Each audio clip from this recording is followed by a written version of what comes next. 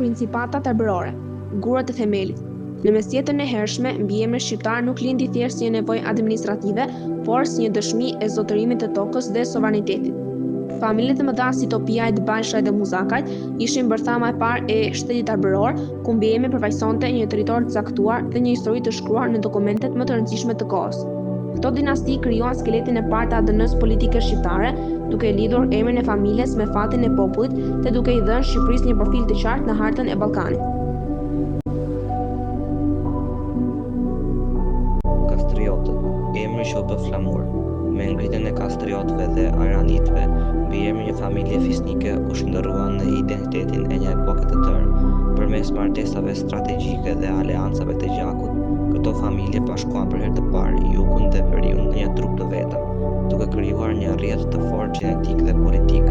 Shqiponja dy krenare, stema e familjes së Gjergj Kastriotit, është shembulli më i fuqishëm i asaj se si ADN-ja një mbiemri mund të kapërcejë kohën dhe të shndërrohet në simbolin e përjetshëm të një kombi të tërë.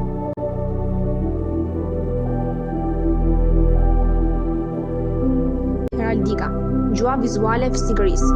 Heraldika shërben si arkiva vizuale e mbiemrave shqiptar, ku përmes temave dhe blasoneve shkruaj biografia e çdo familje të madhe. Para se historia të hidhej në libra, ajo kthehej në mburoja përmes simboleve si luani i Topiave, ylli i Dukazhinëve apo shqiponja e Kastriotëve. Këto stema nuk ishin thjesht dekorime, por një kod gjenetik që dëshmonte lidhjen e ngushtë të fisnikërisë shqiptare me elitat më të larta europiane, duke vërtetuar se mbiemrat tanë bartin një trashëgimi të barabartë me dinastitë më të njohura të kontinentit. Trashëgimia. Mbjetesa e mbiemrave fisnik përmes shekujve dëshmon qëndrueshmërinë e jashtëzakonshme të identitetit shqiptar, qoftë brenda vendit, qoftë në diasporën arbëreshe.